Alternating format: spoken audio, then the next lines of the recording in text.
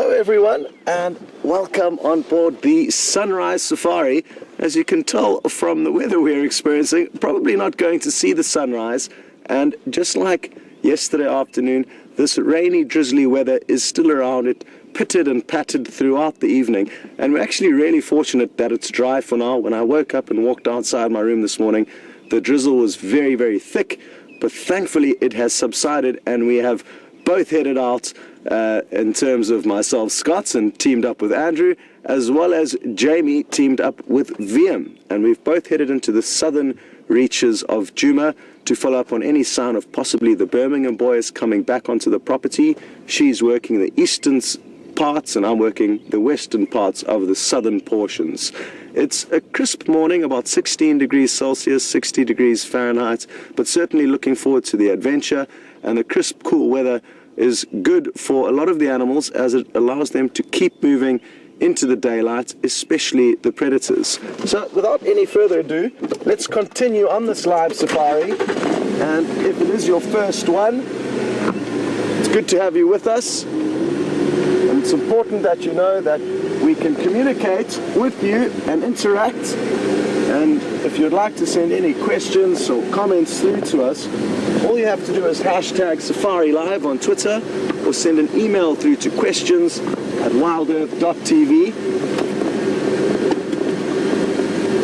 And we really do love interacting with you and knowing a little bit more about where you are and what's going on where you are, so feel free to squeeze that info in on your questions. We've got Nikki and Jess in the final control room, and they have a tricky job in there. They have to decide which vehicle to cross to, depending on where the action is, and also monitor all the signal strengths and a number of technical devices that I'm not too savvy with. But that's where they are, and they're a pivotal part of this team this morning.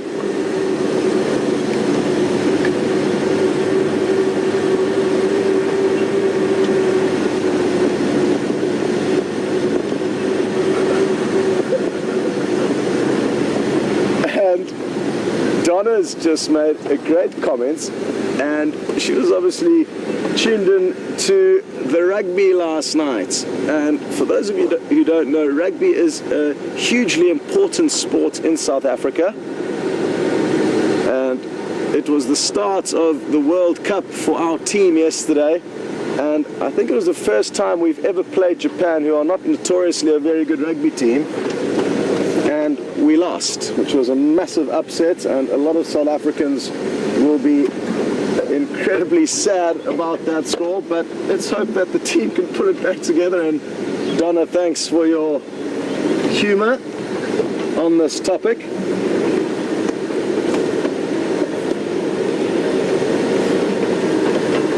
And if any of you are supporting your national team, I wish you guys all the best in the World Cup. It's a great event, and let's hope that we get lots of entertainment out of it.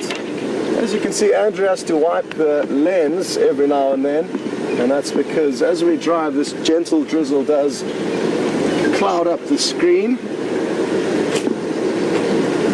But we've got off to a great start and found an animal that we don't see too often. And for now, I can just see the one. You can see it just dotted off there in the distance. And Andrew's going to take you in for a closer look. Now, as much as the rain may hamper our ability to take you guys out on safari, it makes for incredibly crisp and clean conditions. And look at the beautiful colors we're seeing, these fresh green buds that the giraffe is nibbling on.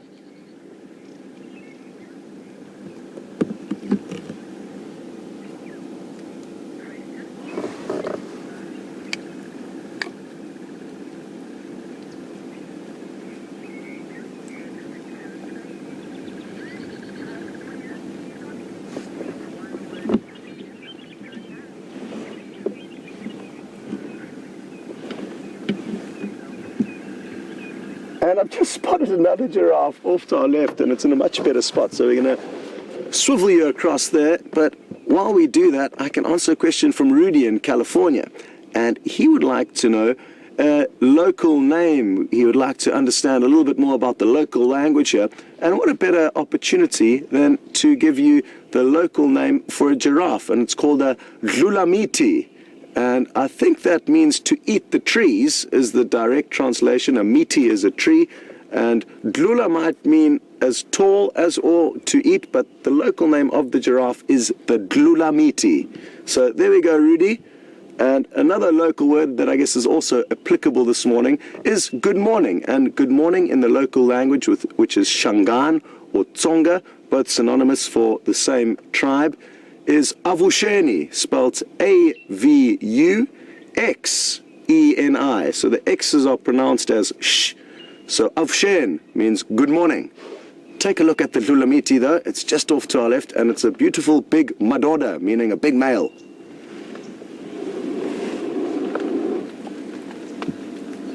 And Rudy, good to have you with us. It's also good to have Lily on board, and Lily just asked us to clear up the difference between a guide and a ranger, as I'm told she got a little bit of abuse for calling Ryan a guide yesterday on Twitter or Facebook. And Lily, I hope everything's well in California, and the good news is that I can assure you that you are actually more correct by calling Ryan a guide than a ranger. The words both can be used synonymously. However, rangers are technically the people who work in the field to protect the animals against poachers or work for any wilderness area, but technically don't deal with the guests. They don't necessarily guide anyone through this experience. They merely work in a conservation area. And I think many years ago guides were more commonly referred to as rangers, but as the industry has transformed and progressed, the more applicable word for somebody driving guests around is a field guide. But you shouldn't get into trouble for using either, and whoever did give you a hard time was technically wrong. So I hope everyone is on the same page now. Rangers are people who work out in the field but don't necessarily take guests out, but guides are the ones who are technically the same as what we're doing, taking a bunch of people out on a safari. The drizzle is intensifying, and you've probably noticed a change in scenery. The view we gave you out to the east this morning indicated that the raining drizzle was a little bit further away, but it's made its way towards us, and we are kind of encompassed by a thick drizzle at the moment. And as Andrew zooms out, you'll hopefully be able to get an idea. It's difficult conditions for you to understand exactly how misty it is. But Andrew's working his magic there on the camera. Very gentle breeze blowing. And the problem is while we're stationary like this, we can kind of get away with the filming, but as soon as we start driving, the drizzle gets exaggerated and covers everything in a layer of moisture.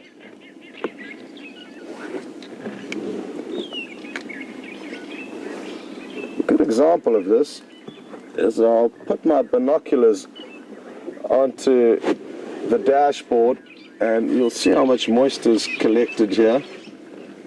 And the binoculars are actually down in between my driver's seats and the passenger seats, and even there it's getting covered in this layer of film. So things are not looking promising for this safari to continue. I was so hopeful that the drizzle was going to stay at bay, but with all of this equipment we cannot risk anything breaking. and Jamie and Wium have already headed back towards camp, and we are probably going to start winding our way back there as well. Certainly not what we wanted.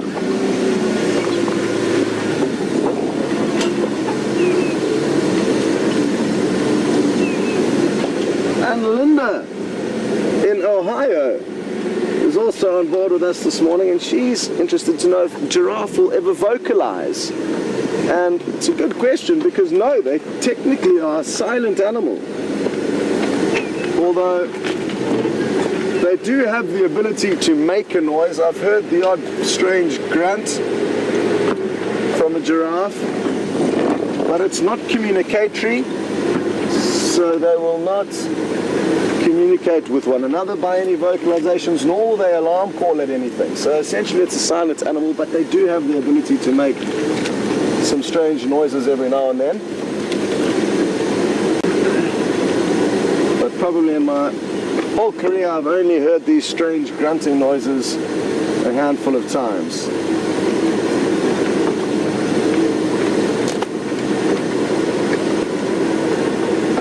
A pity about this weather. Andrew's now attempting to drape a blanket over him and the camera to keep it dry, which looks hilarious.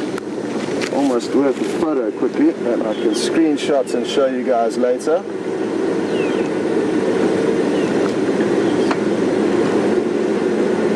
Oh, there we go.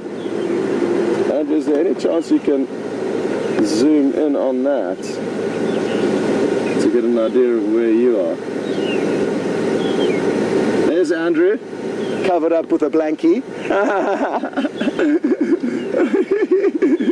And I'm going to take a couple of photos. Oh no, I'm on video. There we go. Sorry, Andrew. I'll whip the camera out very quickly. So, like I said, things aren't looking promising for the morning safari, guys, but we may see something interesting on the way back, but it's not worth risking any future safaris with you guys just to force the issue this morning.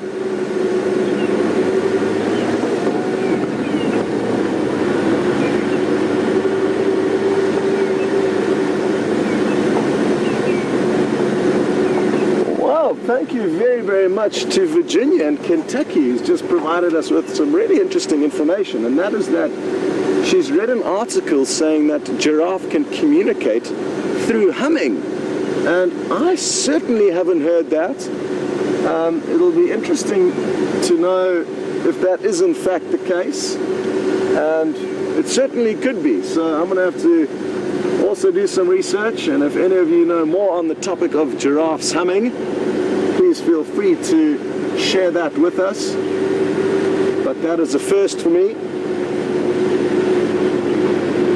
And like I say, thank you very, very much for sharing that fact with us, Virginia, because there's so much in terms of knowledge that one would need to know everything about this area, and I'm certainly way off from that, and all of your help really does make us fill the pieces of this puzzle a little bit more easily.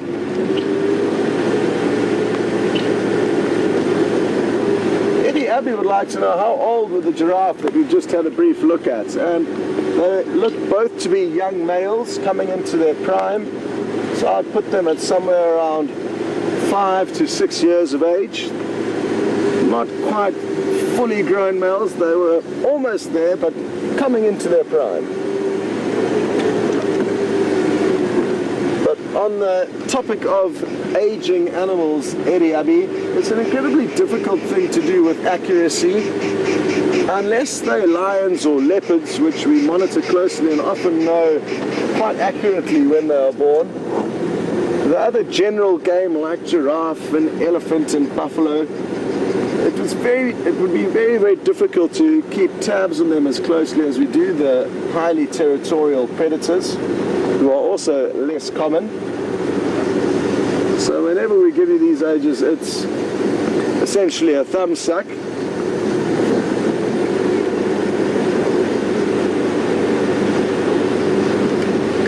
I'm so disappointed about this weather, guys. I felt so hopeful that When we came out earlier on, it seemed like the drizzle was far enough away, but this weather has essentially been for 24 hours, on and off this drizzle, and it makes our job impossible without risking some seriously technical equipment getting damaged, and we would hate that to happen.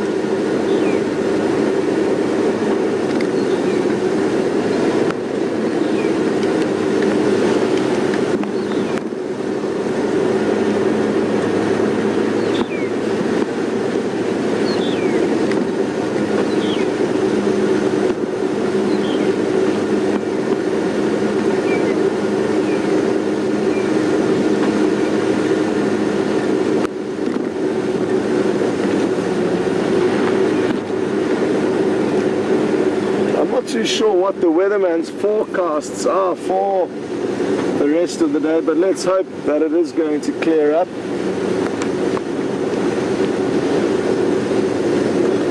Sadly, our local weatherman Brian, one of the cameramen, is on leave, but maybe we can phone him for some insight onto the matter.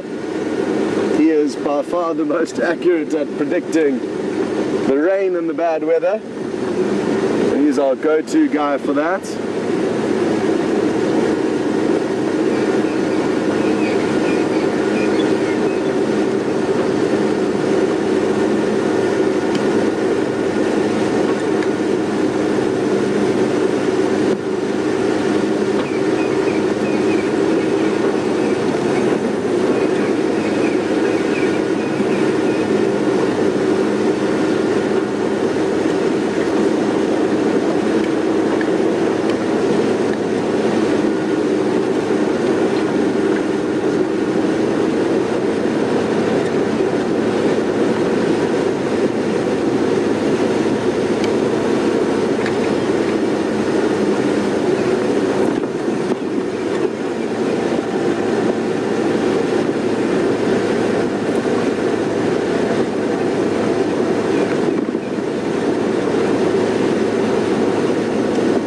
Okay, well, a lot of you are asking for us to head off to a dry area and answer some questions and chat with you guys, and Jamie is one step ahead of you and is ready and waiting to receive you, so we will be able to do that for a short period.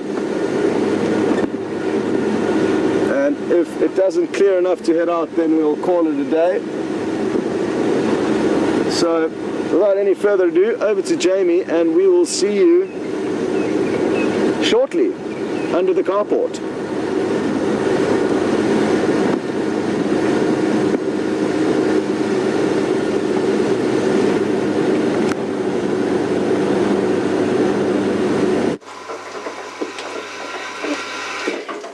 Good morning, everyone, and as you can see, unfortunately, we are feeling a little bit damp and soggy out here on Djuma. Wium and I have made a quick escape back to DRC. Unfortunately, Scott still has some rain driving to do, but we are both absolutely soaking. We've both had a cold shower to start our Sunday morning, but it has been a very, very interesting time. Unfortunately, with all of the electronics in the vehicles, we just simply cannot risk anything getting damaged, especially so soon with the build-up to Nat Geo coming to our side. It's very chilly, and it's frustrating to know that we can't be out there looking for animals to show you, but we do have plenty to talk about. And just while I'm thinking about things we have to talk about, we've had this incredible week where we've seen Kwetile mating with Tingana, all the way starting on Arathusa and then coming across to Djuma and mating quite frequently, almost abnormally frequently. And she's only been, as far as we know, she's only been mating with Tingana during this time. She's come right into the center of Karula's territory. I don't think Karula's terribly impressed by it. But we had a question from Campbell Cat, who wanted to know, he thought, or she thought, that leopards mated with the dominant male within their territory. So why is it that Kwetile has moved with Tingana as he's moved around? Now, it's an interesting question. They do mate within their territory, but bear in mind that their territory may overlap with a lot of different dominant male leopards. And I think in this case, she's just staying with Tingana whilst he is out and about patrolling his territorial boundaries. So his territory covers her territory as well as Karula's territory, and all around that sort of general area, including Shadow's territory as well.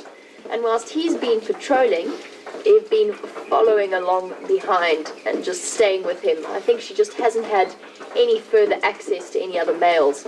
Whereas a couple of weeks ago with Shadow, she was originally mating with Tingana, but then immediately moved off and started mating with the Anderson male. He was obviously close enough that she heard his calls or he heard hers, and she decided to move across to him.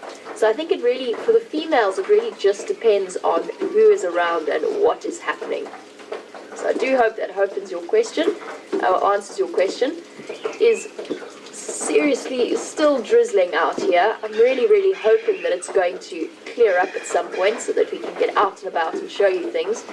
So far this morning, the wildebeest and I only really caught up with a couple of two miserable-looking hardy-dar ibises and some rather damp-looking franklins and one scruffy-looking starling. So the birds are out and about, but they are not really enjoying this terribly much. I'm still trying to wipe water out of my eyes. But definitely still a nice way, and it's so necessary from our side that we do have this rain and what's happening here. Now I can hear Scott approaching, I think. He is on his way. Let's just see if he's coming through the side. Here he comes, making his way in.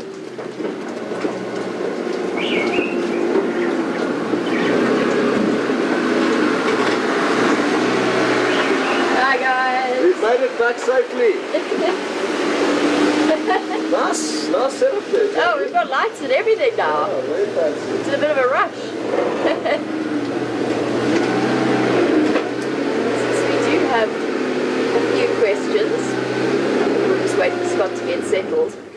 Now, apparently there were a couple of giraffes seen with Scott earlier, and Roberta, you were wondering how old giraffes get.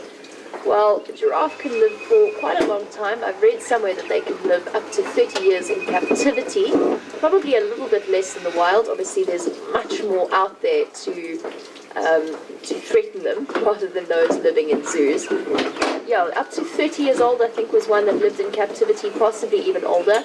But generally, you'll see them living sort of between 20 to 25 years of age. I also had a really interesting thought about yesterday's sighting. So yesterday we had that elephant herd right near quarantine on the Sunset Safari. And we'd been with them for we've been with them for 4 drives in a row. That same elephant herd, really, really cute little baby. And yesterday was the first time, because we had them out in the open, it was the first time that I noticed the very large female without tusks. And she came up to us, she gave me the distinct impression that she wasn't really terribly comfortable with our presence in the situation we were in. And it was really interesting to see, just no stumps, nothing. But what I did notice, and I didn't get to remark upon it yesterday afternoon because we actually then got rained upon and had to close early. But what I did notice was as the herd was moving past us, she also had a daughter who was probably maybe sort of coming up to 15 years old, maybe a little bit older, but also completely tuskless. And that is something that clearly indicates that in this case it is genetic. It's been passed on in the same way that some human beings have brown hair and blonde hair.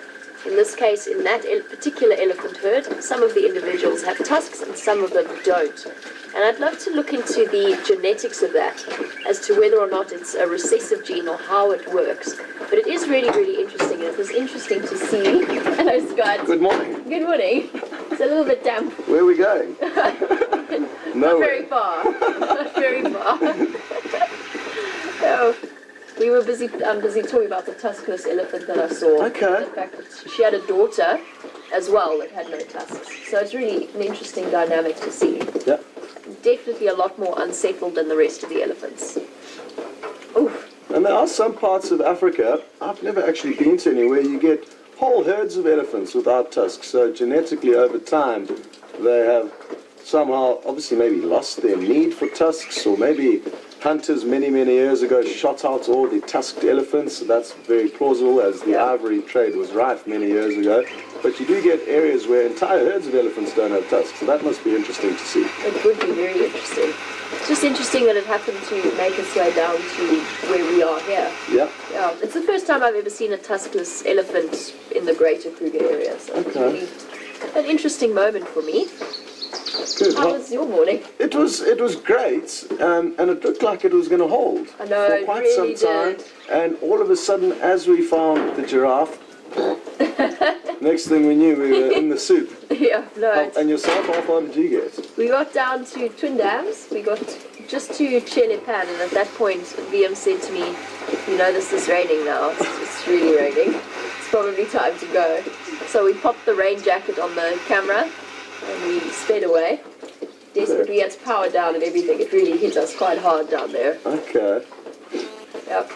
Well, something that happened yesterday that Jamie knows about and we've chatted about is interesting sighting with a female leopard called Shadow, who we were following hunting, and then all of a sudden her hunting kind of subsided, then Parla moved off, but a hyena came onto the scene and came right up to her, and Teresa Bartman has seen the highlights channel and would like to know exactly what happened. So, like I've said, she had been hunting, and this hyena came onto the scene. It's not uncommon for hyena to follow the scent trail of leopards in the hope that when they get to the leopard, there will be a kill that the leopard's made and that the hyena can quite easily steal from the leopard. Even though if you put them in a ring together to have a fight, it would be quite an even battle, and depending on the individual hyena or leopard, either one could win. How it works out here in nature is that leopards don't take any chances with hyena. If it's one-on-one, or if it's usually more than one hyena and only one leopard, the leopard will run away, run up a tree, and avoid any injury, and rather sacrifice its meal. But what was interesting yesterday is, because there was no meat, the leopard kind of knew it was safe and just lay on the ground, didn't feel the need to run up a tree, and the hyena was at stages 5 or 6 meters away. And the most that Shadow did was snarl a little bit at the hyena, and once the hyena had made sure that there was no kill in the area, mainly using its nose, it was sniffing around very, very intently, it wandered off into the bush. So nothing too serious happened there, but had there have been meat, it would have been very different. On the same topic though, I mean, it was a couple of months ago that we got to see Quarantine male leopard, I think it was Quarantine, at Buffelshoek Dam, and he had made an Inyala kill that was too big for him to get up a tree, or maybe he just wasn't clever enough to. And a hyena came onto the scene. The leopard moved off the kill and lay about 3 meters away while the hyena fed. And interestingly enough, another hyena came onto the scene, and the current hyena that was busy feeding dragged the kill away from the incoming hyena, straight, almost a meter onto Quarantine. Quarantine had to kind of get out the way so he didn't get caught in the crossfire. So you do get these bizarre sightings with leopard and hyena, and I've even seen footage, I think it was from Botswana, of a hyena and a leopard co-feeding, head to head, on a carcass. So you never really can tell what is going to happen. It depends on the individuals. Yeah. But I hope that answers your question, Teresa, and keep some questions coming. We'll be here for maybe another 10 or 15 minutes answering your questions, and then depending on the weather, which I don't think is going to clear, we will probably call it a day and go and do some studying and edit some photos and try and make ourselves a little bit more knowledgeable for the future drives with you guys. Now, just while we are on the subject of rain, and obviously there's a lot of viewers out there wondering how it is we can handle the rainy situations, which of course is coming. The rain is coming. And Roger from Wisconsin was wondering if we couldn't maybe get a canvas cover up on the car and head out that way with 2 presenters possibly together. Apparently it's something that used to happen. Obviously I arrived in the driest part of the season. And I mean, Scott, I'm sure you have stuff to say, but I'm assuming that it was obviously not working too well in terms of...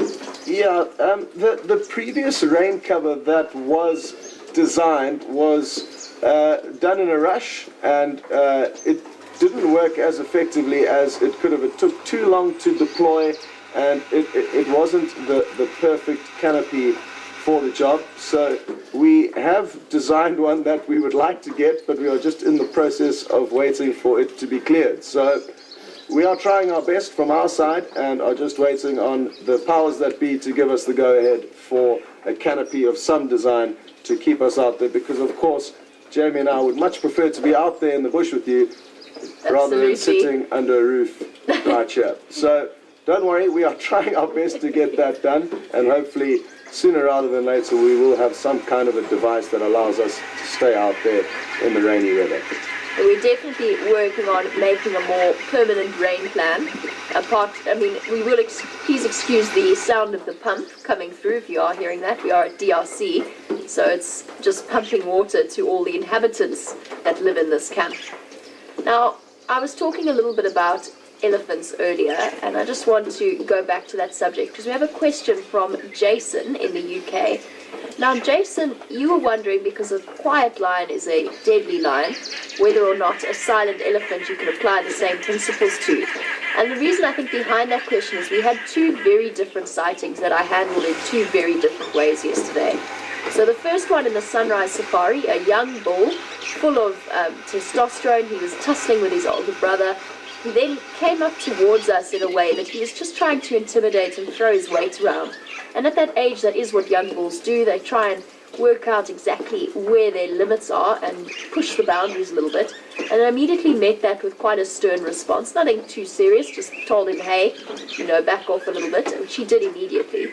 Nothing serious at all. And then in the afternoon, that tuskless female that I was talking about, and I suspected she might, if not the matriarch, she's definitely very high up there in the rankings of those elephants. She's very, very big. She's quite an old elephant. And she came to give us a warning, but it was quite quiet. It was just ears open and staring us down. And it was quite a deliberate approach. It wasn't like she turned around and saw us suddenly and decided to come and have a look like the bull did. She'd been watching us for a long time. She was pretending to feed. She slowly meandered closer, and then she very deliberately came and walked up to us just to have a look at what we were doing. Still not a threatening or a deadly situation at all. She was just warning us in her own way, but it's something that I handled very, very differently. I didn't shout at her in any way. We just sat calmly and just let her show us that that was the boundary and that was as close as we were going to get to the rest of her family, because it's coming from a protective instinct. It's not coming from any kind of need to prove themselves or push boundaries in any way. She was just giving us a message. But they always do say that if an elephant charges, ears out and screaming with trunk swinging, that's usually, not always, but usually not a serious charge. It's a warning charge. It means that the elephant probably isn't going to follow through. But if an elephant is completely silent, ears tucked away, trunk tucked up to the side or underneath, that is when you know you're in for some serious, in for a serious time, and that the elephant means business. And I've had it happen only once, where I've had a silent elephant charge. I was in the vehicle, it was at night. I didn't hear anything, it was completely dark, I didn't know the elephant was there. The only thing I heard were footsteps. Oh, that must have been terrifying. It was quite terrifying. I just felt, I don't know, instinct made me hear it. And we drove a little bit further forward. I'd pulled off the road for another vehicle that was passing me. I dropped my lights because it was a vehicle with guests. I turned off everything, and I must have pulled off straight into that elephant's personal space. Didn't know it was there. It was a pitch black night. And he objected to it in the strongest possible terms. That's the one and only time I've ever had that happen. Yeah, like Jamie says, you do have to handle every situation differently, and a lot of that will come from experience with the individual animal that you are viewing and the body language of them. But it's a tricky thing to be sure of, and like we always try and stress to you, each animal is different, just like humans, so therefore you can expect to see different reactions from them when they are getting a little bit worked up. Completely. Absolutely. Still on the topic of elephants, Maggie is interested to know about what will happen with young bull elephants that are kicked out of their herd as they come of age. Somewhere between 10 and 15 years of age, they're likely to move off. And what happens if those same young bulls, 15 or 20 years later, come across their same natal herd? Will they know who they are, and would they potentially mate with them? And I think the answer to both of those questions is yes. I think they will there's a strong likelihood that they will know who the elephants are, who they grew up with, They've got incredible memories, and they do form very, very strong bonds with their mothers and other members of the herds for that first 10 to 15 years of their life. That being said, even though they may know one another, just like Junior, a lion, and his natal pride, the Nkuhuma lioness, he is already showing signs of wanting to try and mate with them. He's becoming sexually curious and inquisitive, and if he was allowed to stay with them, he would certainly mate with them. So animals don't understand that inbreeding is not a good thing, and if it does happen through default every now and then with elephants, it's probably not going to be the end of the world. And the fact that elephants don't have a territory or a home range means that they can disperse throughout the Kruger National Park and move in all different directions, and that means the likelihood of inbreeding is actually quite slim, simply because they wander around wherever they feel free to go. And of course that breeding instinct is very, very strong for animals. They've evolved those natural dispersal methods in terms of trying to prevent inbreeding, but it does happen. It's bound to happen. Yep. Yeah. So yeah, I mean it's an interesting one to just see the way that they come into conflict with each other, and it's a great way of, you know, having an older bull to calm down those hormones. Yeah. Yeah.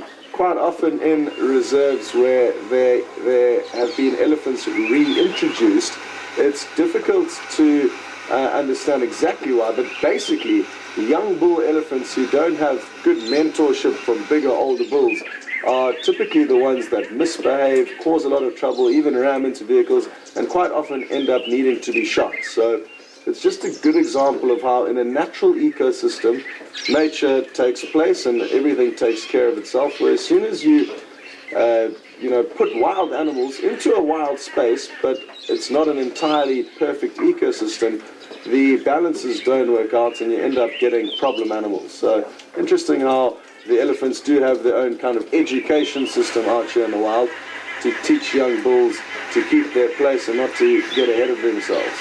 It is very, very clever the way that elephants are so, and all the animals, but especially since we are talking about elephants, how adaptable they are to the circumstances around them. And we've seen that not just with the natural progression of things with the breeding, but also in situations like, for example, that female with the slightly shortened trunk. I know there's a few of them, but I'm thinking of one in particular. But then we also have a question from Mars in Arizona wondering about the tuskless female and how it is that she might adapt her feeding techniques when she can't use her tusks. And I know that many of the regular viewers will definitely have seen, or if you have traveled to Africa, you almost are guaranteed to have seen an elephant using its tusks, either to dig, to use it to help snap a branch, or to help peel bark away from a tree. They do use them every day in terms of their feeding strategies. But that being said, they don't have to. So for that female, she was big, she was healthy looking, there was absolutely nothing wrong with her. I would say that she clearly reproduced by the fact that there was at least one other young tuskless female wandering around. So all she does is she just focuses on different feeding aspects, or she waits until another elephant has finished peeling away some bark, and then she can use her trunk. And you'll probably find her trunk is maybe slightly stronger than the others. She will have adapted perfectly to feeding strategies like that.